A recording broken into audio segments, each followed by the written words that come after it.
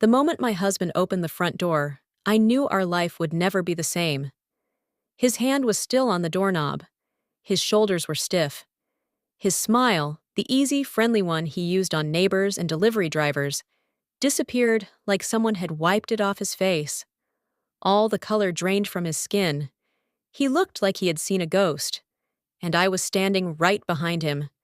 But to explain how we got to that door, I have to go back just a few minutes earlier, to the kitchen, to the smell of onions and butter, and to the phone that changed everything. It was a normal evening, or at least it looked normal. The kitchen was warm, and steam floated up from the pot on the stove. My husband was cooking dinner, humming softly to a song only he could hear. He was wearing the blue t-shirt I bought him last year.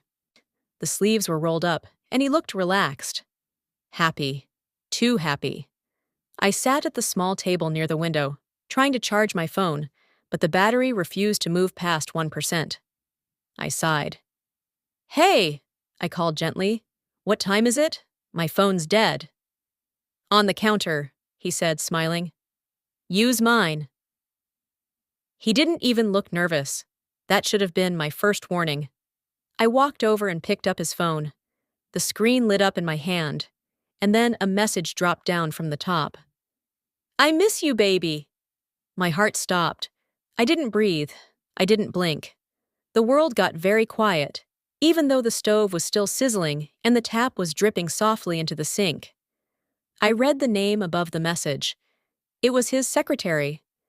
I had seen her name before when she called about meetings or files, but never like this. Never with a red heart. My chest felt tight, like someone was pressing on it. I slowly lifted my eyes. He was still cooking, still smiling, still humming.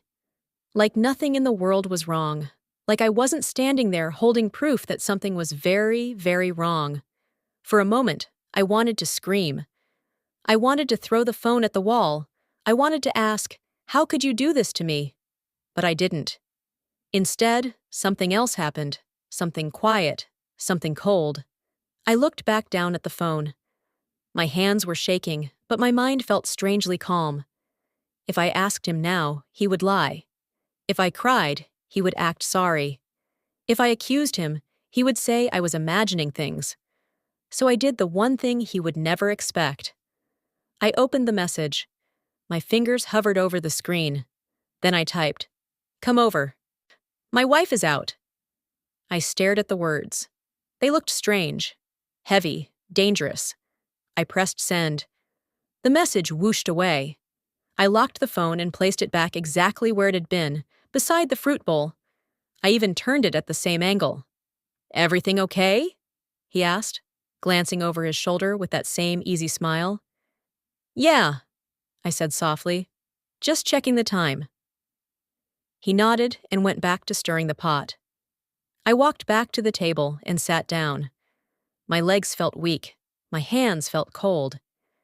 Inside my chest, my heart was beating so hard it almost hurt. I watched him move around the kitchen like always, opening drawers, tasting sauce, wiping the counter. The man I had trusted. The man I had built a home with. I wondered how long it had been going on. Weeks? Months? Was I the only one who didn't know? His phone buzzed on the counter. He didn't notice. I did. I didn't get up, I didn't look. I just sat there, staring at the table, counting my breaths. 1, 2, 3. Another buzz. He finally picked up the phone, glanced at it, and frowned just a little. Not enough for someone who didn't know him well to notice. But I noticed. "Work?" I asked. "Yeah," he said quickly. "Just stuff." He put the phone face down. Face down. He used to leave it anywhere, anytime. Now it was always face down. We ate dinner at the table. He talked about traffic and a funny video someone showed him at work. I nodded in the right places. I even laughed once. I don't remember what the food tasted like. I remember watching his hands. Those hands had held mine at our wedding. Those hands had held our child. Those hands had just texted another woman, "baby." Then the doorbell rang. Ding dong. The sound cut through the house like a knife. He looked up, surprised. "Were you expecting someone?" I shook my head slowly. "No." He stood, wiping his mouth with a napkin. "Maybe it's a package." My stomach twisted. He walked to the sink, rinsed his hands, and dried them on a towel. Everything about his movements was normal, calm. I stood too, but I stayed a few steps behind him as he walked down the hallway. The house felt different now, smaller, colder. The doorbell rang again. Ding dong! "I'm coming!" he called. I could hear my heartbeat in my ears. He reached the door and unlocked it. I was right behind him now, close enough to see over his shoulder. He pulled the door open, and then it happened. His body froze. His back went stiff. The hand on the door tightened so hard, his knuckles turned white. I couldn't see the person outside yet, but I saw his face. All the color drained from it. His lips parted, but no sound came out. His eyes filled with something I had never seen before. Not guilt, not surprise. Fear. Real fear. The kind of fear that comes from a past you thought would never find you again. And in that moment, I knew something even worse than cheating had just walked up to our front door. Before the doorbell. Before the message. Before I felt my world crack open. There was love. At least, I thought there was. If you had asked me a year ago if I trusted my husband, I would have laughed and said, "Of course." He was the kind of man who carried grocery bags without being asked, the kind who remembered how I liked my tea, the kind who kissed my forehead before leaving for work. We used to talk about everything, at night. After dinner, we would sit on the couch with the lights low. Sometimes we watched movies. Sometimes we just talked about our day. He would tell silly stories about people at work, and I would tell him about things at home. We shared snacks, we shared blankets, we shared quiet. I believed that quiet meant peace. I didn't know it could also mean distance. The changes were small at first, so small I almost missed them. He started bringing his phone everywhere. Bathroom, balcony, even when taking out the trash. I noticed, but I told myself, everyone is glued to their phone these days. I didn't want to sound suspicious or controlling. Then came the late nights. "I have extra work," he said one evening, loosening his tie without looking at me. "Big project," I smiled. "Okay, I'll keep dinner warm." He came home 2 hours later than usual. He smelled like soap, like he had just showered. "You showered at work?" I asked, trying to sound casual. "Yeah," he said quickly. "Long day. Felt gross." I nodded, but something inside me felt off. Not wrong exactly, just different. Like when you walk into a room and feel a draft, even though all the windows are closed. Still, I stayed quiet. Love makes you quiet sometimes. One Saturday morning, I reached for his phone to check the weather while mine was charging. He grabbed it before I could touch it. "I need it," he said too fast. "Waiting for a call." I blinked. "Oh, okay." He smiled after that, but it didn't reach his eyes. That was the first time my stomach sank. A week later, I decided to surprise him. He had mentioned he was too busy to come home for lunch, so I packed his favorite meal and drove to his office. I remember feeling excited. I even fixed my hair in the car mirror before going inside. The office was bright and quiet. I walked to the front desk and said his name. A young woman looked up. She was pretty, perfect hair, perfect nails, bright smile that didn't feel warm. "Oh, you must be his wife," she said. Her voice was sweet, but her eyes studied me like I was a puzzle. "Yes," I said, smiling politely. "I brought him lunch." She stood up. "That's so thoughtful. He talks about you all the time." I should have felt happy hearing that, but the way she said it made my skin prickle, like she knew more about my husband than I did. She walked me to his office, knocking lightly, before opening the door without waiting. He looked surprised. Not happy surprised, shocked. "What are you doing here?" he asked. I held up the lunch bag. So, surprise? Oh, right. Thanks. He stood, but he didn't hug me like he usually would. He glanced at his secretary, and they shared a quick look I couldn't understand. She lingered in the doorway a second too long before walking away. On my drive home, I noticed something. Inside the car, on the seat where he had sat earlier that morning, there was a faint smell, a woman's perfume. Sweet. Floral. Not mine. I rolled the windows down and told myself I was imagining things. After that, he became extra nice. Too nice. Sit down, I'll do the dishes. You look tired, go rest. Don't worry about anything. It felt like he was trying to make up for something I hadn't accused him of yet. That hurt more than anger would have. Nights became the hardest. He would lie beside me, scrolling on his phone, sight the light from the screen glowing on his face in the dark room.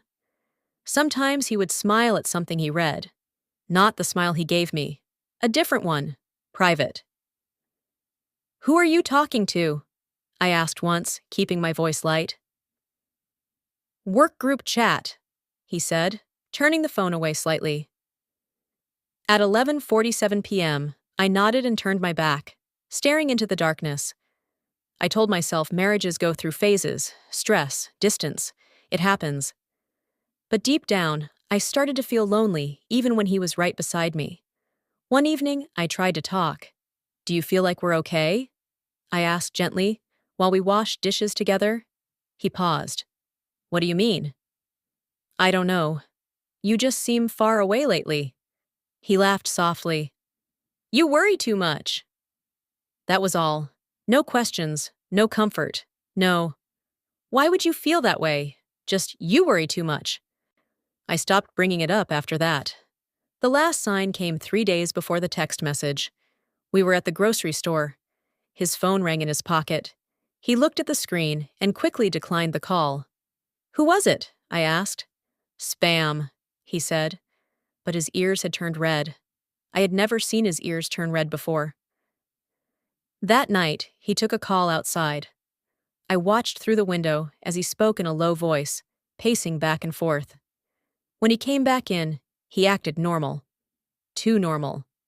He kissed my cheek. I love you. I smiled and said it back. But something inside me whispered, pay attention. And then came the evening in the kitchen. The onions sizzling, the humming, the phone on the counter, the message that said, I miss you, baby. That was not the start of the problem. See, that was just the moment I finally stopped pretending everything was fine. By the time I sent that reply, come over, my wife is out, a quiet part of me already knew, whatever was coming to our door, had been walking toward us for a long, long time. My husband didn't move. The front door was wide open, but he stood there like his feet were glued to the floor. I could only see part of the person outside, a sleeve, a hand holding a small envelope, but whatever he was looking at had drained all the life from his face. Who is it? I asked quietly. He didn't answer. The air between us felt heavy, like a storm was about to break. I stepped closer, my heart pounding so loudly I was sure they could both hear it. When I reached his side, I finally saw her. She wasn't young. She looked tired, like life had been hard on her. Her hair was pulled back in a loose bun, and there were deep lines around her eyes. But those eyes were sharp, focused, determined. She wasn't dressed like someone coming for a visit. She looked like someone who had come to finish something. You didn't answer my calls, she said to my husband. Her voice was not loud, but it was firm. I had no choice but to come. My husband swallowed. You shouldn't be here. I felt a chill run down my arms. Who is this? I asked. Neither of them looked at me. The woman's eyes stayed locked on my husband. Does she know? She asked. Please, he whispered. Not here. Not here. That meant there was a somewhere else, a past, a place where this conversation had already been happening without me. My hands began to shake. Know what? I asked, louder now. The woman finally turned to look at me. Her face softened for just a second, like she felt sorry for me. "I'm sorry," she said. "You deserve the truth." Before my husband could stop her, she pushed the envelope into his chest. He tried to grab it, but it slipped from his hands and fell to the floor. Photos spilled out. They scattered across the tiles between our feet. No one bent down right away. It felt like time had slowed. Then I knelt and picked one up. It was old. The edges were worn. In the photo, my husband looked younger. His hair was shorter. His smile was wide and real in a way I hadn't seen in a long time. And next to him was the woman standing at my door. They were standing close together, too close to be just friends. In the next photo, she was holding a baby. My husband had his arm around her shoulders. I stopped breathing. "There's more," the woman said softly. I picked up another photo, a birthday cake, balloons. A little boy with big eyes sitting on my husband's lap. My husband. Holding a child I had never seen before. I looked up at him slowly. "What is this?"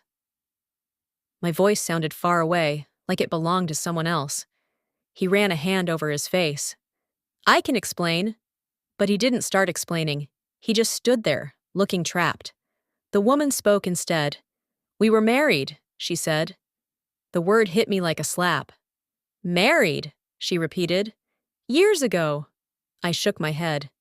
"No. He told me he was never married before." Her eyes filled with something like sadness. "He lied." The room felt like it was spinning. I grabbed the wall to steady myself. "How long?" I whispered. She looked at him, not me. "Tell her." He couldn't meet my eyes. "It was before I met you," he said. "See, it didn't work out." "That's not the full story," she said firmly. "You didn't just walk away from me. You walked away from him." She pointed at one of the photos on the floor. The little boy. "Our son," she said. My ears rang. Son. My husband had a son. I stared at him, waiting for him to deny it. He didn't. "I was young," he said weakly. "I wasn't ready. We fought all the time. I thought leaving was better than growing up in a house full of shouting." "So you disappeared?" she snapped. "You changed your number. You moved. You never sent money. You never called on birthdays. You erased us like we were nothing." I felt like I was watching strangers argue in my house. But this wasn't just their story. It was now mine too.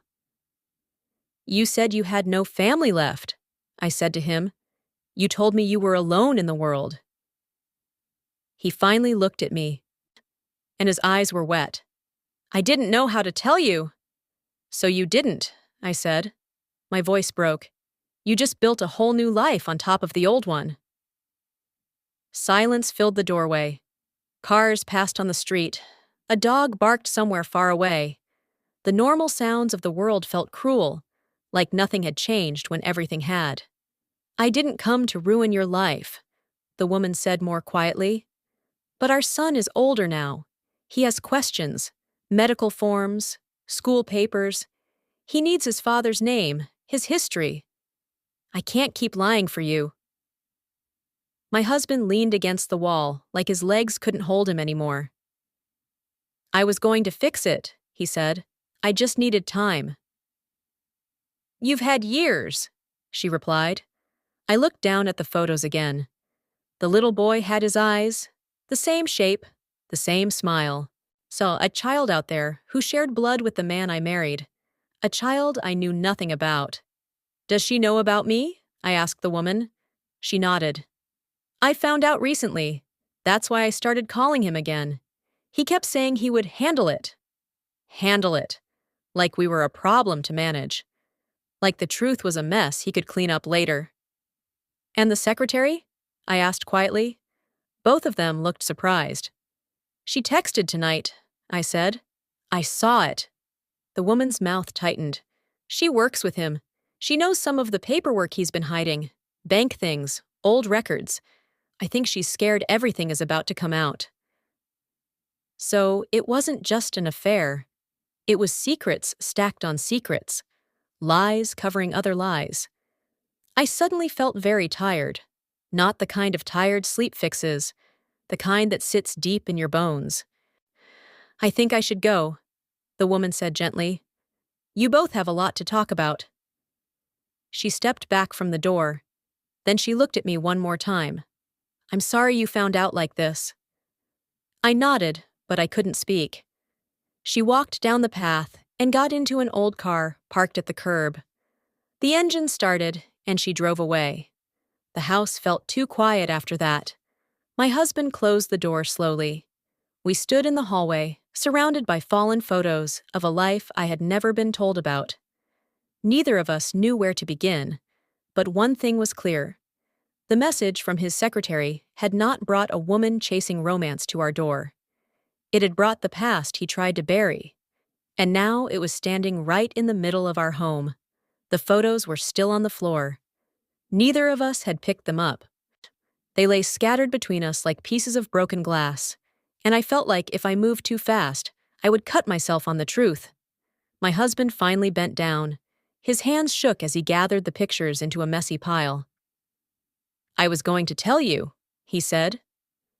I let out a short, empty laugh. When? After another 10 years?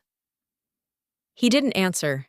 He walked into the living room and sat on the edge of the couch, elbows on his knees, head in his hands. He looked smaller somehow, not like the man who used to fill a room with jokes and easy smiles. I stayed standing. I didn't trust my legs to carry me any closer. Start talking, I said. He rubbed his face slowly. We got married young, too young. We fought all the time. We didn't have money. I felt trapped. So you left, I said flatly. I thought I was doing the right thing, he said. I thought he'd be better off without a father who didn't know how to be one. You don't get to decide that alone, I snapped. You don't get to erase a child because you're scared. His eyes filled with tears. I know that now. Now? I repeated. You've had years to know that. He looked down again. And me? I asked. What was I? Your second chance? Your clean slate? Your chance to pretend the first family never existed? That's not fair, he said weakly. Not fair, my voice rose. You let me marry you without telling me you already had a wife and a son. We weren't together anymore. But you never divorced. Silence. That silence said more than any confession. I felt like the walls were closing in. How could you do this? I whispered. How could you sleep beside me every night and say nothing? I was afraid, he said. Of what? Losing me? You never gave me the choice to stay or leave. You just decided for me. I turned away, pressing my hands against my forehead. My whole marriage suddenly felt like a story built on sand. His phone buzzed again. The sound made both of us flinch. It buzzed once, twice, 3 times. He didn't move. Answer it, I said. I can't. Answer it, I repeated. He slowly pulled it from his pocket. His thumb hovered over the screen. Then he answered and put it on speaker. Hello, he said hoarsely. A woman's voice came through, sharp and panicked. Why didn't you warn me she might show up? The voice snapped. The secretary. I felt my stomach twist. I didn't know she would come tonight, he said. Well, she's been calling me too, the secretary said. Asking questions about old payments, old accounts. Yeah, I told you we should have fixed this sooner. My heart pounded. What payments? I asked loudly. The secretary went silent. She's there? She whispered. Yes, I said. I'm here, and I'm listening. There was a long pause. Then the secretary sighed. Look, I didn't want to be part of this drama. I just handled paperwork. What paperwork? I demanded. My husband shut his eyes. Answer her, I said coldly. The secretary spoke quickly, like she just wanted to get it over with.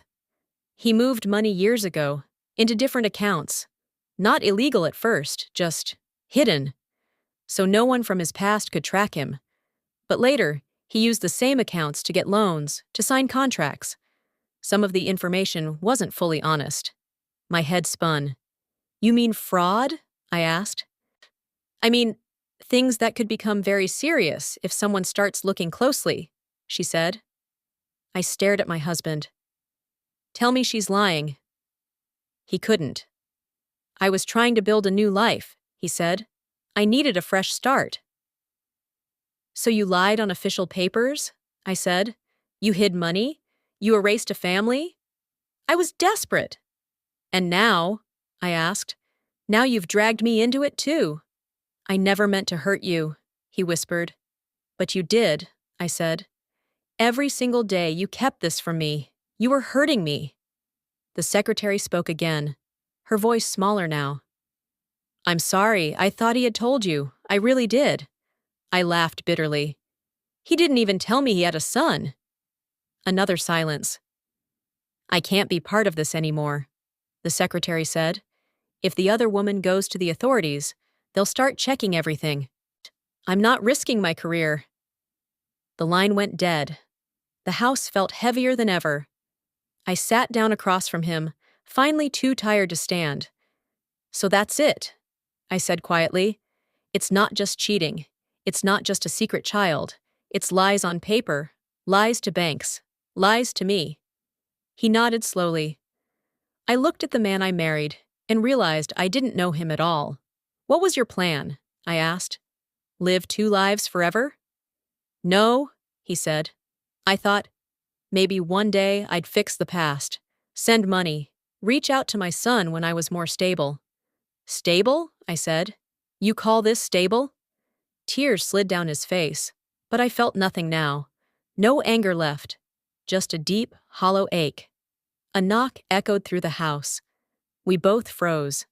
Not the doorbell this time, a hard, firm knock. He looked at me with wide eyes. Were you expecting anyone else? No, I whispered. The knock came again. I stood slowly and walked to the door. My legs felt like they belonged to someone else. When I opened it, two uniformed officers stood on the porch. Good evening, one of them said. We're looking for him. My husband stepped into view behind me.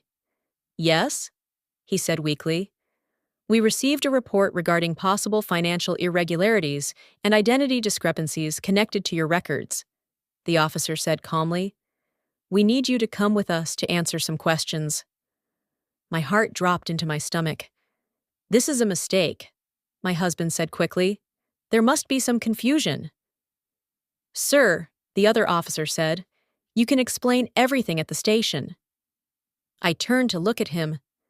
This was the man who promised to protect our family, the man who said we were safe, the man who built our life on secrets that were now knocking at our door. Do you need to get a jacket? I asked him quietly.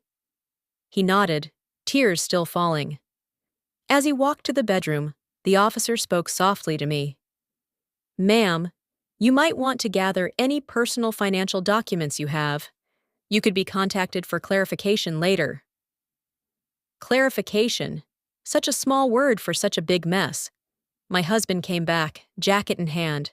He looked at me like he wanted to say something. Sorry, maybe, or goodbye. But no words came. They led him down the path to the waiting car.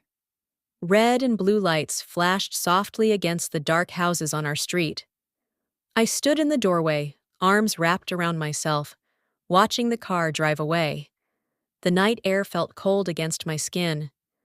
Behind me, the house was quiet. Too quiet. So inside were the dishes from dinner, the photos on the table, the life I thought I had. In front of me was a future I couldn't see yet. But one thing was painfully clear. The text message that started this night had not just exposed an affair. It had pulled down every lie holding up my marriage. And nothing would ever be the same again. The house felt too big without him. Not peaceful, not calm, just empty in a way that made every small sound echo. The clock ticking in the kitchen sounded louder than ever. The fridge hummed like it was trying to fill the silence. I stood in the living room for a long time after the police car disappeared, staring at the door like he might walk back in and say it was all a misunderstanding. But deep down, I knew this wasn't something that could be smoothed over with an apology and flowers. This was years of lies finally demanding to be seen. I slowly closed the door and locked it. The click of the lock sounded final. I didn't sleep that night. I sat at the kitchen table with the photos spread out in front of me. I studied each one like they were clues in a mystery I had never agreed to solve. There he was, younger, smiling in ways I hadn't seen in years. There was the woman from the door, his first wife. And there was the little boy, his son. My hands trembled when I touched the picture of the child. He looked about 5 years old in the photo, holding a toy truck and grinning at the camera. How many birthdays had my husband missed? How many school plays? How many nights had that boy asked, "Where's my dad?" And all that time, my husband had been here, helping our child with homework, fixing things around the house, or acting like a devoted family man. I felt sick, not just because he lied, but because I had loved a version of him that wasn't real. Morning came too fast. Sunlight slipped through the curtains like nothing had happened. Birds chirped. Cars passed outside. The world kept moving, even though mine had stopped. My phone buzzed on the table. A message from him. "I'm so sorry. I never wanted you to find out like this." I stared at the screen for a long time before replying. "How did you want me to find out? On our anniversary? At a family dinner?" 3 dots appeared, disappeared, appeared again. "I was going to tell you. I just needed time." I put the phone face down. Time. He had always needed more time. Time to fix things. Time to explain. Time to be honest. But time was the one thing he had already used up. Later that day, the woman from the night before called me. I almost didn't answer, but I did. Her voice sounded softer now. Tired. "I heard they took him in for questioning," she said. "Yes," I replied. "I didn't want it to go this far," she said. "I just needed him to acknowledge his son, to stop hiding." "I understand," I said quietly. There was a pause. "I'm sorry," she added. "I know this hurts you too." "It does," I admitted, "but I'd rather know the truth than live in a lie." We talked for a long time after that, about her son, about how hard it had been raising him alone, about the questions he asked about his father. I listened, and for the first time, I realized she wasn't my enemy. We were both women who had trusted the same man. We were both cleaning up after the same storm. In the days that followed, more truth came out. Bank letters arrived, or calls from unknown numbers, questions about accounts I had never heard of. I answered what I could and told the rest honestly. I didn't know, because I truly didn't. Each conversation made one thing clearer. My life with him had been built on information carefully edited to keep me in the dark. But the strange thing was, the more I learned, the calmer I felt. Not happy, not okay, but steady. Because confusion hurts more than truth. And now, at least, I could see what I was standing on, even if it was broken. A week later, he came home. Not free, not cleared, just released while investigations continued. He stood in the doorway like a visitor, not a husband. "I'll sleep on the couch," he said quietly. I nodded. We moved around each other like strangers sharing a waiting room. That night, he tried to talk. "I know sorry isn't enough," he said, "but I am sorry, for everything." I looked at him across the table. "I loved you," I said. "I defended you. I trusted you when my own instincts told me something was wrong." Tears filled his eyes again. "I love you too." I shook my head slowly. Love without honesty isn't love. It's control. You controlled what I knew, so I would stay. He had no answer. "Do you know what hurts the most?" I asked. "It's not even the other marriage, or the lies on paper. It's that every memory I have now feels fake." "That's not true," he said desperately. "The moments we shared were real." "They were real for me," I replied, But you were acting in a story where I didn't have all the pages.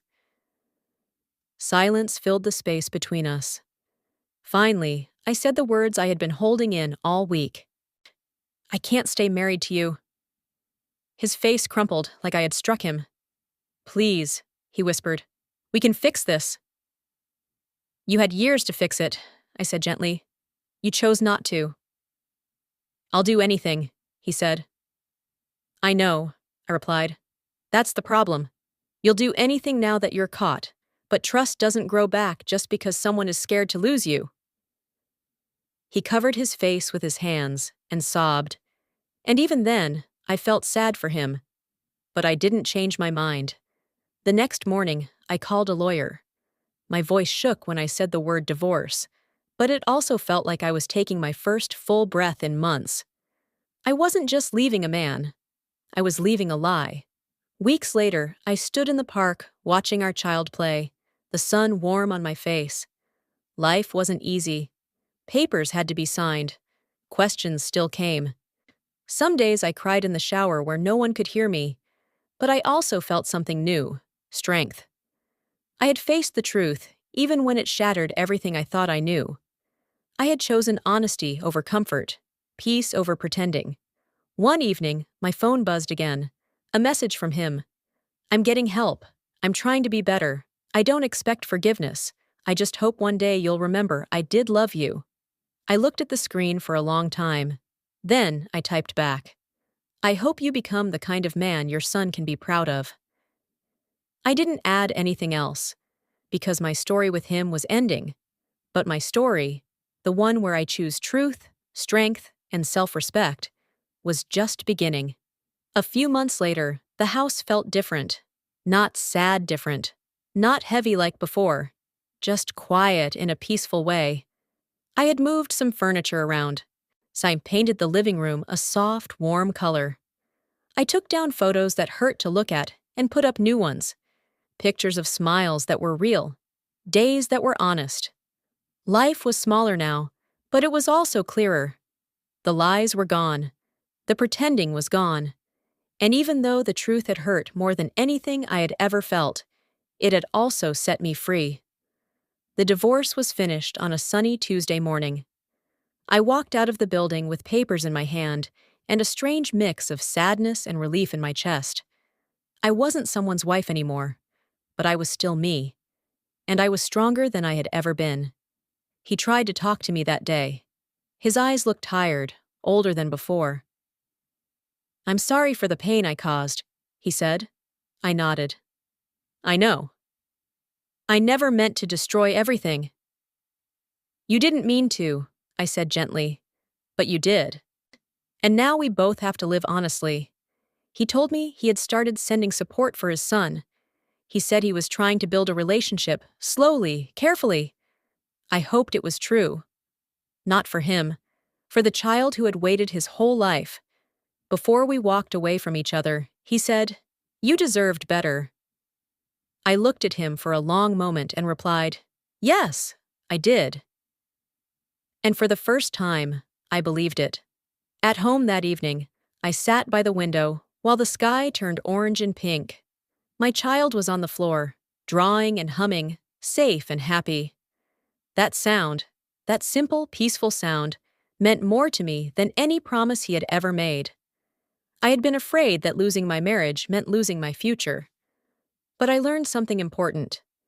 Sometimes losing a lie is how you find your real life. I didn't know exactly what tomorrow would look like, but I knew this. It would be honest, and that was enough. I picked up my phone and deleted his old messages. Not in anger, not in hate, just done. Then I put the phone down, walked over, and joined my child on the floor. "Want to see my drawing?" came the excited voice. I smiled, a real smile, one that reached my eyes. "I'd love to," I said. And for the first time in a long time, my heart felt light.